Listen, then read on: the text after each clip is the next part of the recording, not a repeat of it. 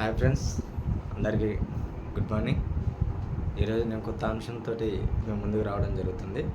అదేంటంటే, మన తెలంగాణ రాష్ట్రంలో మనము బ్రతకడానికి చాలా సోర్సెస్ ఉన్నాయి, చాలా వర్క్స్ ఉన్నాయి. ఒక జాబ్ చేయడానికి చదువుకుంటేనే జాబ్ వస్తుంది, చదువుకుంటేనే విద్యావంతులు అవుతారు అనేది ఒక కాన్సెప్ట్ అయితే, చదువులు రానివాడు కూడా నైపుణ్యత, స్కిల్ డెవలప్మెంట్, స్కిల్ని వాడిలో ఉన్న వృత్తి దాన్ని ఏదైతే ఉందో దాన్ని డెవలప్ చేసుకొని ముందుకు పోయే సోర్సెస్ ఉన్నాయి. కానీ మన తెలంగాణ రాష్ట్రంలో యువత మత్తుకి మత్తుకి, గాంజాయికి, డ్రగ్స్కి వీటికి ఎడిక్ట్ అయిపోయి పనులనేటివి పక్కన పెట్టి ఏమైనా ఉచితాలు రాజకీయంలో ఏమొస్తున్నాయి, దీంట్లో ఏమొస్తున్నాయి, వాడితో తిరిగితే సెటిల్మెంట్లు ఏమొస్తున్నాయి, వీడితో తిరిగితే ఏమొస్తుంది, ఇలాంటి కోణంలో పోతున్నారు. మీరు ఫర్ ఎగ్జాంపుల్ చూసుకోండి, ఒక బీహార్ ఉంది.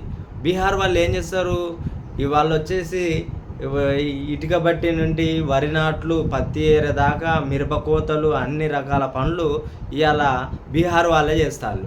నెక్స్ట్ పోతే ఒరిస్సా వాళ్ళు ఉన్నారు, అన్ని రకాల వంటకాలు వాళ్ళే తయారు చేస్తారు.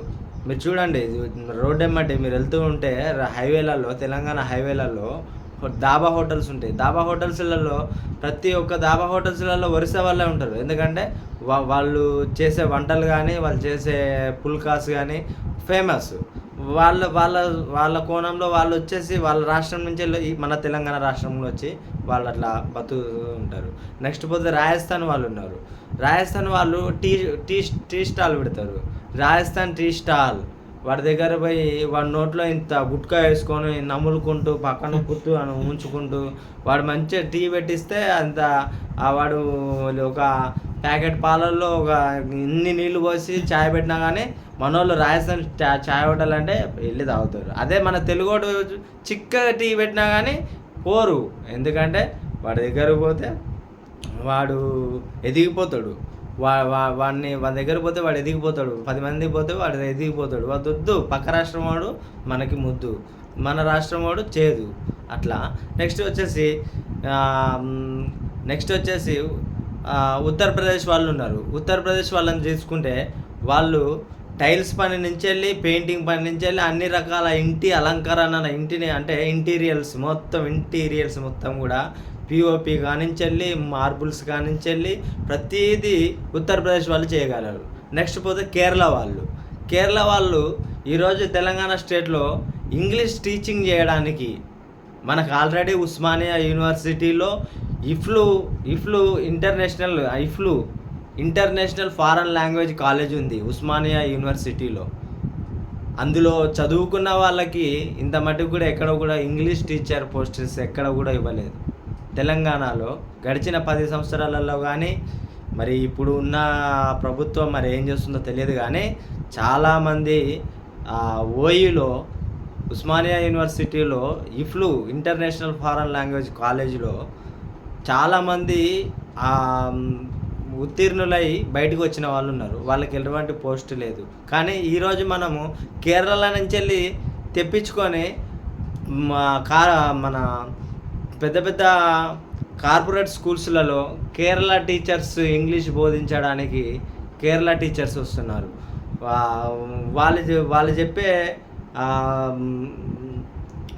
చెప్పే దాంట్లో టీచర్స్ని వాళ్ళనే పెట్టుకుంటున్నారు. ఇంకపోతే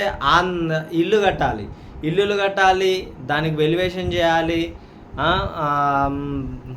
మంచిగా ఇల్లుని వాస్తుకి కానీ, లేదంటే ఆ ఇల్లుని ఏ రకంగా కట్టాలి, ఏ డిజైన్లో కట్టాలి, ఏ మోడల్లో కట్టాలి, వాళ్ళు ఇంజనీర్ కంటే ఫాస్ట్గా ఉంటారు. అంటే వీళ్ళు ఇంజనీర్స్ అనేవాళ్ళు చదువుకొని ఎడ్యుకేటెడ్గా ఒక సర్టిఫికేట్ ఇచ్చి, ఒక సర్టిఫైడ్గా తను ఇంజనీరు ఒక ఇంటర్వ్యూకి వెళ్తాడు. ఇంటర్వ్యూకి వెళ్ళినప్పుడు ఏంటి బాబు నీ క్వాలిఫికేషన్ అంటే నా ఇంజనీరింగ్ అండి. ఎలా నువ్వు ఇంజనీర్ అని ఎలా? ఆ సర్టిఫికేట్ చూపిస్తేనే నువ్వు ఇంజనీర్ అని. సో ఆ సర్టిఫికేట్ లేకపోతే ఇంజనీర్ లేదు. కానీ ఆంధ్ర వాళ్ళు అలా కాదు, వస్తారు. వాళ్ళు వచ్చేసి వర్క్ విషయంలో వాళ్ళ మేధస్సుతోని, సొంత మేధస్సుతోటి వాళ్ళకు వాళ్ళే మ్యాప్ గీసి ఈ విధంగా కట్టుకుంటే ఇల్లు బాగుంటుంది అనేసి ఆ పనిలో తెలంగాణలో ఆంధ్ర వాళ్ళు వచ్చి చేస్తూ ఉన్నారు. ఇలా 5 స్టేట్ల నుంచి వెళ్ళేస్తున్నారు.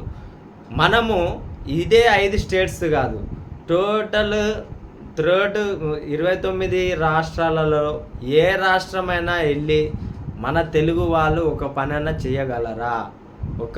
చేయగలరా? చేస్తే అక్కడ వాళ్ళు మనకు సపోర్ట్ చేస్తారా? కానీ మన తెలంగాణ వాళ్ళ మాత్రం ఏ రాష్ట్రం నుంచి వెళ్ళి వచ్చినా కానీ ఎవరినైనా కానీ స్వాగతిస్తాం, మంచితనంగా ఉంటాం, మర్యాదగా ఉంటాం, వారిని మంచిగా చూసుకుంటాం, వాళ్ళ హెల్ప్ఫుల్గా ఉంటాం. ఇక తెలంగాణ పరిస్థితికి వస్తే మరి ఇదంతా వీళ్ళే చేస్తున్నారు, బయట రాష్ట్రం వాళ్ళు వచ్చి చేస్తున్నారు. మన తెలంగాణలో ఉన్న వాళ్ళు మేస్త్రీలు లేరా? మన తెలంగాణ వాళ్ళు ఉన్న ఇంగ్లీష్ బోధించే వాళ్ళు లేరా?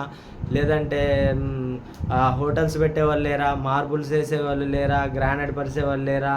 పిఓపి చేసేవాళ్ళు లేరా? ఇల్లులు కట్టేవాళ్ళు లేరా అనుకుంటే ఉన్నారు.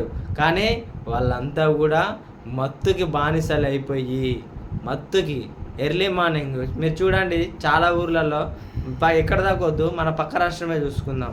మన పక్క రాష్ట్రం ఆంధ్రప్రదేశ్ వెళ్తే, ఆంధ్రప్రదేశ్లో అందరూ పొద్దుటే 5 గంటలకు లేచి టీ తాగడానికి వెళ్తారండి. హోటల్స్ అక్కడ అంటే నేను చాలా ఊర్లలో చూశాను, పొద్దున్నే ఉదయం 5 గంటలకి హోటల్స్ తీస్తారు. హోటల్స్లో టీ తాగడానికి వెళ్తారు. టీ తాగిన కాంచెల్ స్టార్ట్ చేస్తారు వాళ్ళు వర్క్స్, మూటలు మోయడమే కానీ ఇంకే వర్క్స్ అయ్యి కానీ అప్పటి నుంచి వెళ్ళి స్టార్ట్ చేస్తారు. అప్పటి నుంచి వెళ్ళి స్టార్ట్ చేస్తే 9 గంటలకు మళ్ళీ టిఫిన్ చేయడానికో దేనికో దిగుతారు. అట్లా ఆంధ్ర రాష్ట్రం చూసుకుంటే అట్లా ఉన్నది. ఇక తెలంగాణ పరిస్థితికి వచ్చేసరికి ఎందుకయ్యా తెలంగాణ వాళ్ళు ఈ విధంగా ఉన్నారు అనే దాని కోణంలో చూసుకుంటే, తెలంగాణలో వాళ్ళు మాత్రం మందు మాంసము ఎవడు పంచుతాడు, ఎవడు డబ్బులు ఇస్తాడు అంటూ పూటకో జెండా చేతిలో పట్టుకొని తెలిసిన పని చేతిలో ఉన్న వృత్తిని వదిలేసి సమయాన్ని వృధా చేస్తూ ఉచితాలకు వ్యసనాలకు బానిసలై జీవితాలను నాశనం చేసుకుంటారు. మరొకసారి వినండి, ఇక్కడ వచ్చేసరికి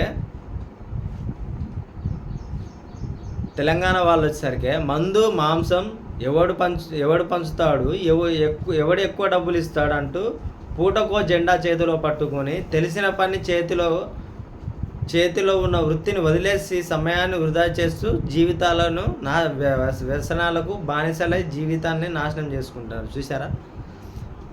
మందు మాంసము చేతిలో పని ఉండి ఈ పనులన్నీ కూడా ఇప్పుడు నేను చెప్పిన ఈ 5 రాష్ట్రాల వాళ్ళు అంటే వీళ్ళు చేసే వర్క్స్ అన్నీ కూడా మన తెలంగాణ రాష్ట్రం వాళ్ళు చేయొచ్చు, మనం చేయొచ్చు.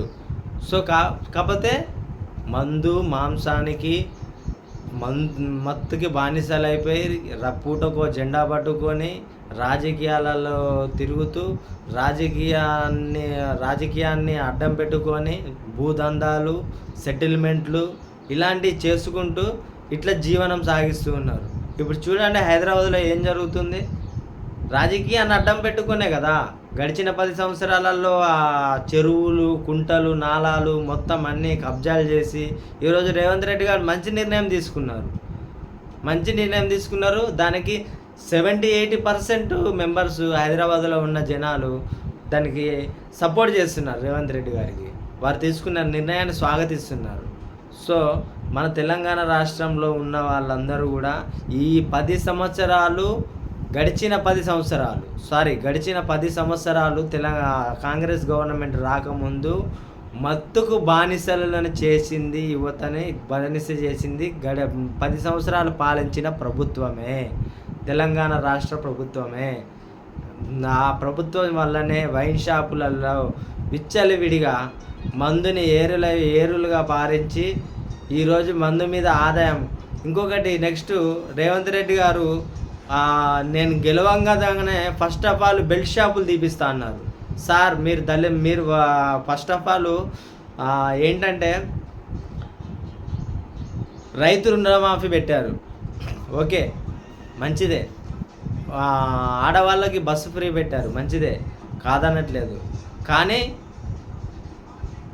ఈ బెల్ట్ షాపులు అనేటివి దయచేసి బెల్ట్ షాపులని తీసేయండి సార్. ఎందుకంటే ఆల్రెడీ కో కోమటిరెడ్డి రాజగోపాల్ రెడ్డి గారి నియోజకవర్గంలో బెల్ట్ షాపులు లేకుండా చేస్తున్నారు. అట్లనే ప్రతి ఒక్క కాన్స్టిట్యున్సీలో కూడా బెల్ట్ షాపులు ఒక్కొక్క ఏరియాకు వచ్చి, ఫర్ ఎగ్జాంపుల్ మాది భద్రాద్రి కొత్తగూడెం జిల్లా రామవరం. మా రామవరంలోనే చూసుకుంటే ఒక్క రామవరంలోనే పక్కనే 3 వైన్ షాపులు ఉన్నాయి. మీరు భద్రాద్రి కొత్తగూడెం జిల్లా మొత్తం తిరిగేసి రండి, ఎక్కడ ఇన్ని షాపులు ఉండవండి. 3 వైన్ షాపులు ఎక్కడ కూడా పక్కన ఉండవు. 150కి పైగా బెల్ట్ షాపులు.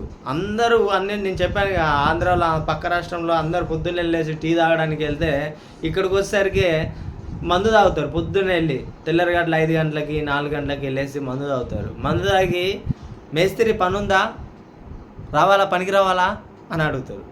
మేస్త్రి దగ్గరికి వెళ్ళి మాట్లాడినప్పుడు ఆ నోట్లో ఆ గబ్బు వాసన రాగానే ఆ మేస్త్రి ఏం చేస్తాడు, వీడు తాగున్నాడు, వీడు పరంజ ఎక్కి పని చేస్తే పరంజ మీదకి వెళ్ళి కింద పడితే లేనిపోని చికాకు, నాకు వద్దురా బాబు అంటాడు. మళ్ళీ వాడేం చేస్తాడు, పని లేదని ఆడనో ఈన్నో వాడినో వీన్నో అప్పు చేసుకొని మళ్ళీ ఇంత తాగి ఇంటికి వెళ్ళి ఉన్న కారం పొడి పచ్చడి మెతుకులో వేసుకొని తిని ఇట్లా బతుకుతారు. సో ఫ్రెండ్స్, మనము మన రాష్ట్రంలో మనము కూడా వృత్తిపరంగా నైపుణ్యాన్ని పెంచుకొని, పక్క రాష్ట్రం వాళ్ళే కాకుండా, నేను పక్క రాష్ట్రం వాళ్ళ వచ్చి ఇక్కడ పనిచేస్తున్నారు అని నేను వాళ్ళని వ్యతిరేకించట్లేదు.